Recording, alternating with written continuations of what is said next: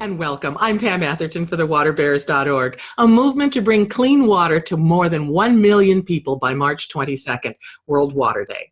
Well, our mission is to inspire women who have access to clean water to get it to those who do not. And 100 women across the globe have stepped up as team leaders to accomplish this goal. One of those team leaders in this effort is Erin Toppenberg.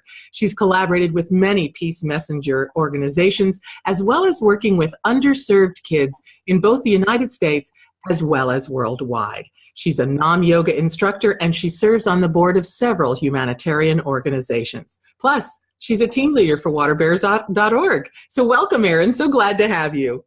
Thank you. I got to ask you, Erin, why would you decide to be part of this movement? You're a very busy person. Why do this? It's very important. I am dear friends with one of the co-founders of this, Sprite Loriano, and I would say that I've been privileged to see this inspiration of hers sort of start off as intuition, an idea that she's fully stepped into and said yes, her and Jane, and have brought this forward. And I really just connected with, number one, the idea of bringing access to clean water to people, because it is such a need that I think people take for granted, that there's those of people around the world that don't have that need. But it's also, I think, something so beautiful and powerful about bringing together a group of women and being able to connect them in a powerful way, to have it sort of overflow from the inside out and really make an impact for good.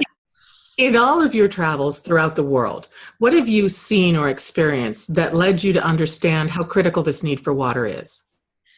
Well, I've traveled to a lot of different places. In Africa, I've seen where the number one job for mothers is to provide for their families, and hunting for clean water consumes their day-to-day activities.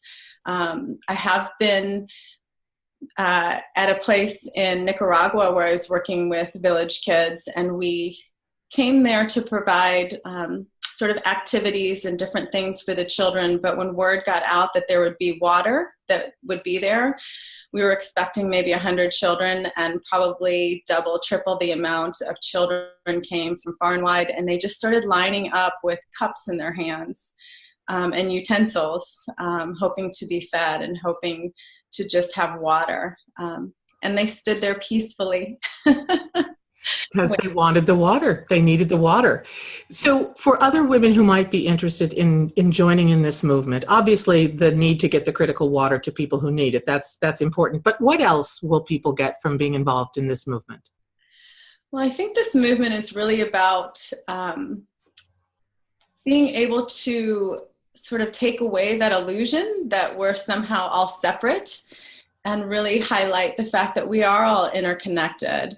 And water is one of those ways that we are connected in this great planet, but that it's not those people over there that don't have access to clean water, that it is our brothers and sisters that are living that way, and that there's something we can do about that. We're all part of the same humankind family, and I think being able to extend a little bit of kindness and compassion can go a huge way. And I'm also reminded of the quote by Margaret Mead, don't underestimate or doubt the impact of a few coming together and being able to make a change, because really that's how it works. Exactly. It's what it comes down to. So you've been involved in Nam Yoga and in heart math for a long time. For people who are searching for some direction in their life, what piece of advice or wisdom would you give? I would say follow the heart. There's actually intelligence there. There's an innate wisdom that resides in the heart that so many times we can get caught up with our mind and our egoic back and forth, and that when we can drop down into the heart, we really see that that is where we are all connected. We all want the same things. We all live and breathe the same and are nourished in the same way, and that is with love, and that is with water, and that is with appreciation. So follow your heart. Follow your heart. Oh, thank you, Erin. And thank you for being one of the team leaders for Waterbearers.org. If you'd like to help change the world by getting water to those who need it, please join us at thewaterbearers.org. You can become a team leader, you can support a team, or you can donate. Because for every $50 that you donate, a water system can be purchased and will serve 100 people for 10 years. So, how many people would you like to help today? For thewaterbearers.org, I'm Pam Atherton. Thanks, Erin. Thank you.